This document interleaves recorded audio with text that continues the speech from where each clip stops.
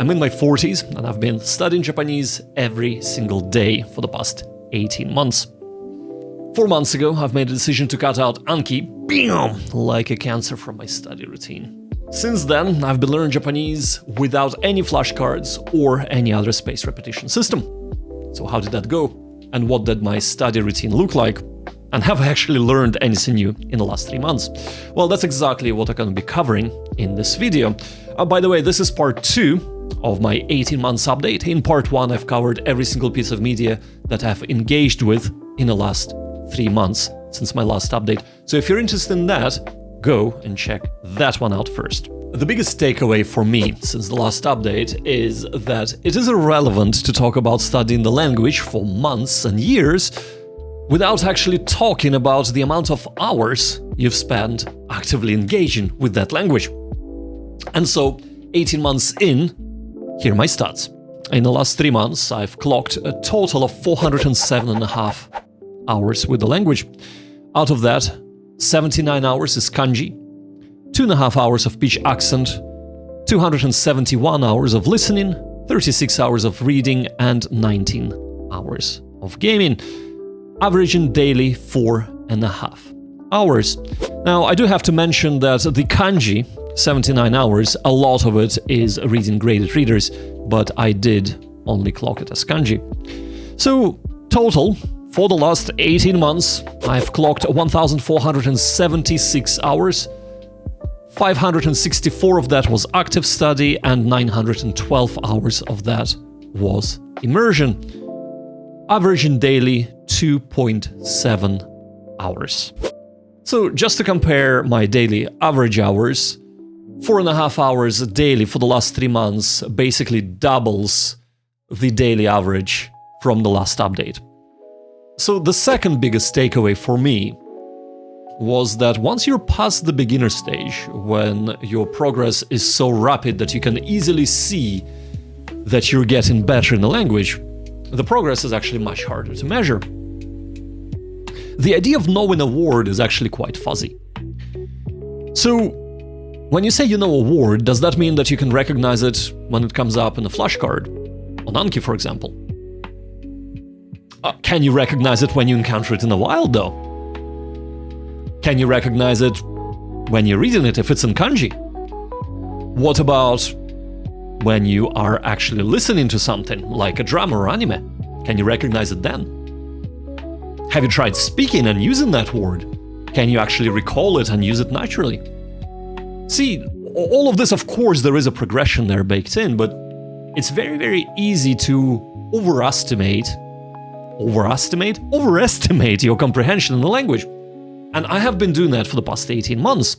And it's funny because one good example is I have watched an episode, and it's actually the first episode of Chibi Maruko-chan. And at the time, when I watched it for the first time, I thought, yeah, I'm getting about, 70 to 80% of what's being said, yeah. And I have rewatched it recently, and I was like, yeah, I am definitely getting 80% of what is being said. Before, I thought I was getting 70-80%, I was not.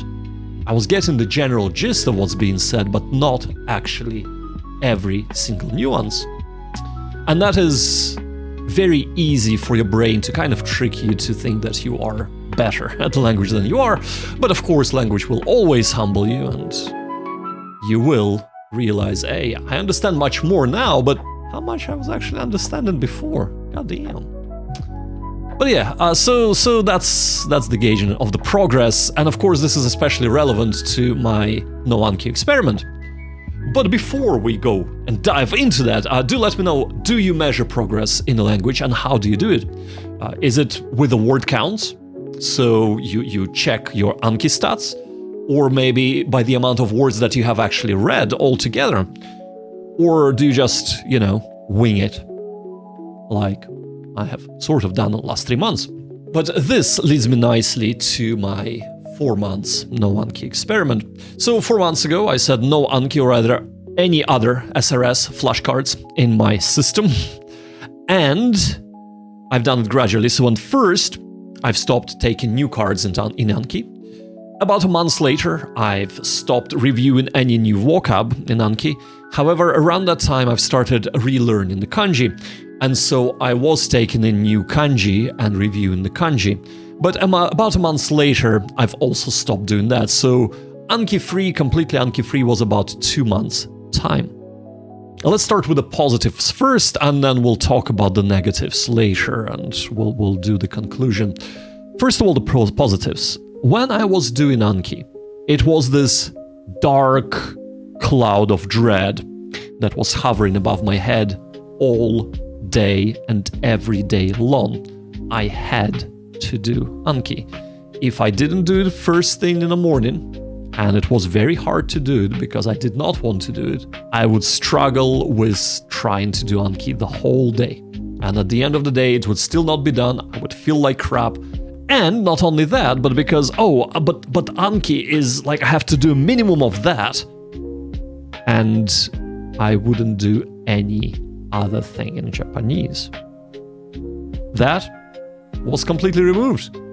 I literally did the first 3 months of my studying, I have not had a single week of burnout. And that was the biggest thing for me. Mental health improved in general because there was not this constant dread at the back of my head. And I became more consistent as well. Because if I do not have Anki to learn the language, how do I learn the language? Well, the mind shift was the only way to learn it is to read it, listen to it, and watch Japanese. So that mindset shift completely changed how I approach my engagement with Japanese and what I think about when I think learn the language or acquire the language. It allowed me to engage more, double my time, daily time with Japanese, and allowed me to learn words naturally in context. When you learn in context, it's easier to remember the words. Now, these are all positives, however, there were negatives as well. And the biggest negative is it is much harder to gauge the progress. And I have already spoken about that, but how do you gauge the progress when you don't even have a list of words that you allegedly should know? Even if you realize that you might not fully know them, but at least you have tried to study them and learn them. Also, doubts definitely creep in. Am I improving? What if I'm actually going back? What if I'm forgetting words instead of learning words? And occasionally, which kind of fueled those doubts, you would get things like, oh, what is this word? I thought it was, no, it's not familiar at all. And then you look it up and you're like, oh my god, I used to know that word when I was doing Anki, and I've completely forgotten it. Ouch. But in saying all that, in conclusion, overall, it wasn't that positive because I'm feeling much better, I'm spending much more time with the language, and of course, there was no burnout whatsoever. However, I do think that SRS, Space Repetition System, flashcards, whatever you want to call them, even Anki, if you want to be specific and name the program, does have a role to play in learning the language. And how I would use it if I was to go back and do Anki, I would use it for troubled words. So troubled words, troubled words. So a word that keeps coming up and you like, it's familiar, but I can't read it and I can't remember what it means. Those words I would put in Anki, and I would use all that I've learned, because I have actually been learning a lot about how the memory works and how to study in general, not just specific to the language, and use all the encoding techniques that I have learned about to memorize that word, and then use Space Repetition System for, guess what, not learning the words, but actually for space repetition reinforcement of those words. But have you tried and ditched the Anki or flashcard app that you might be using, and how did that go for you? Maybe even for a week. Did you feel better? Did you feel worse? Did you feel like you're losing the ability to recognize certain words? Let me know in the comments. I'm really quite curious to see what your experience was.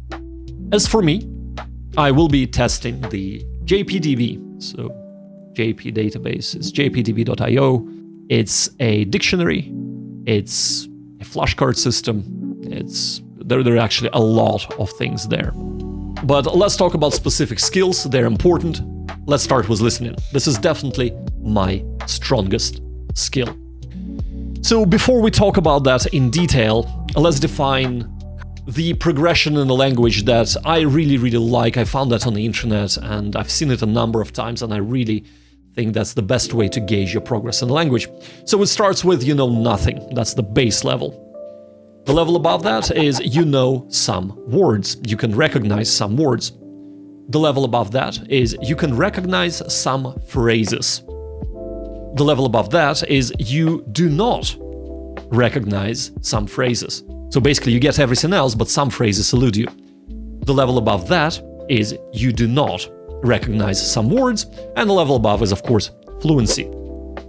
So at 15 months, to establish my baseline there, I was definitely in a camp of I do recognize some phrases, going on to I do not recognize some phrases. There is a bit of a gap there, but I was hovering around that, probably closer to I do recognize some phrases. At 18 months, I can definitely say, with some exceptions, I'm in the I do not recognize some phrases stage of my Japanese learning. And again, there are exceptions to that, but there are exceptions to everything. So to give you concrete examples, let's start with Pepe and Noriko podcast. I've listened to about 200 episodes of that, and this is a podcast designed for intermediate Japanese learners. With that podcast, I am definitely at a level of I do not recognize some words. If I pay attention, I get almost everything. If I am doing something else like driving, cooking, maybe running, things like that, my comprehension definitely drops to I do not recognize some phrases, because you miss things and sometimes you lose the flow of the conversation and lose the topic. But let's talk about things like drama and anime. With that, I am definitely between I do not recognize some phrases to I do recognize some phrases. I'm still hovering around that level, but definitely closer to I do not recognize some phrases. So what I mean by that, well, I will definitely be able to follow the plot. I will definitely be able to follow almost every single sentence of what is going on, but there would be exceptions of where I would not understand what is being said in a sentence at all. So vocab is the issue there. Or I might know everything vocab, but I still would not be able to put the sentence together because the grammar points elude me. I just cannot connect all of this knowledge of vocab into a meaningful sentence that makes sense. So the nuances of the plot do sometimes elude me. That, of course, is to do with day-to-day, let's call it slice of life domain. The moment I go outside of that, anime, for example, I've watched quite a bit of vampire-like anime, and it is much, much harder to understand. The comprehension definitely drops there. So my biggest issue is, of course, vocabulary and not parsing ability of the language. I can still hear words and individual words and phrases. I just do not have enough vocabulary to understand everything. And of course, in some instances, as I said, grammar. If you're listening to something, do you measure progress in percentages, or are you measuring the progress in this way of fuzzier way, but I think much more accurate in gauging what you actually know in the language? Let me know. But let's talk about the reading next. Reading is my weakest skill, without a shadow of a doubt. On a positive note, it has seen the hugest leap in comprehension, the biggest improvement, right? So before I've started doing what I'm doing now, which I will get into in a second, I was able to read furigana, okay, but without furigana, I would struggle with the simplest of kanji. I mean, I would get things like ki and hi and ichi-ni-san, the basics of the basics. But the moment the kanji got a little bit more complicated, I would stumble, I would not be able to read it. I had to double check everything, even if I thought, oh, maybe I know this, but I had to double check everything. Well, now I'm doing KKLC, so Kodansha Kanji Learning Course, together with KLC graded readers, and that made a huge jump in my comprehension. It is not a perfect way to kind of learn the kanji and learn the reading, but the aim of the KKLC is not to teach you the kanji, as it says in the beginning. It is to make you be able to read Japanese, so basically make you literate in the language.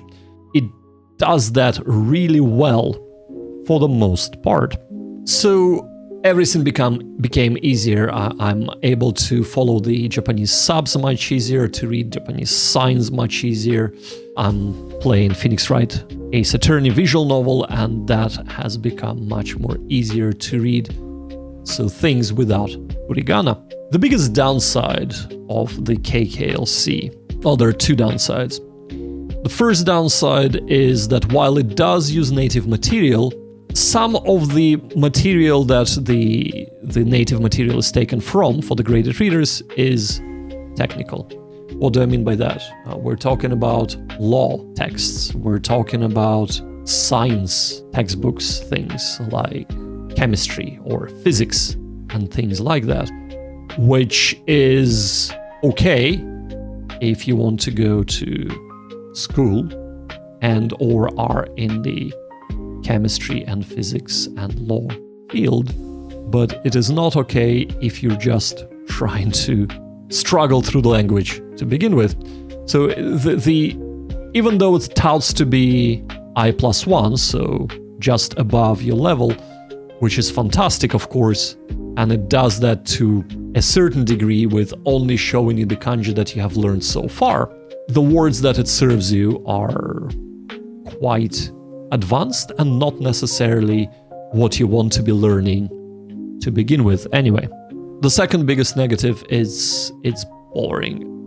It's so boring. You usually get a sentence or two sentences, so a very short paragraph of reading. Each sentence or paragraph are not connected to each other in any way, shape, or form. So it's literally read a sentence, move on, read the next sentence, move on, read the next sentence. There is no story, there is no interest. It is a slog. There is no other way of putting it. It is definitely a slog. But it is very effective. It's also time-consuming. One kanji might have anywhere between, I think the shortest one was 3 sentences, up to the longest one, I think I had 34 sentences. Or examples. Sentences is not the right way of saying it, examples, and that is definitely not something that I enjoy doing, even though I know it's very effective, and it takes a lot of time. So I'm not sure if this is sustainable in the long term, but of course, huge confidence boost, being able to just see things and being able to read them without furigana. And it gave me a slight kanji gains in terms of writing. So I am able to write the kanji a bit better because I do write it out by hand as I'm learning it. But yeah, that's my experience with reading so far. That's my experience with graded readers. Have you tried graded readers? Have you tried Kodansha Learning Course graded readers specifically? And do you also find them a slog and abandon them for something more engaging, maybe manga, light novels, visual novels, etc.? Let me know. Next, speaking. Yeah, I lied. Reading is not my weakest skill. Speaking is. But so for those of you not in the know, my partner is Japanese, and we do occasionally practice speaking together. Recently, I have been trying to speak more with her in Japanese.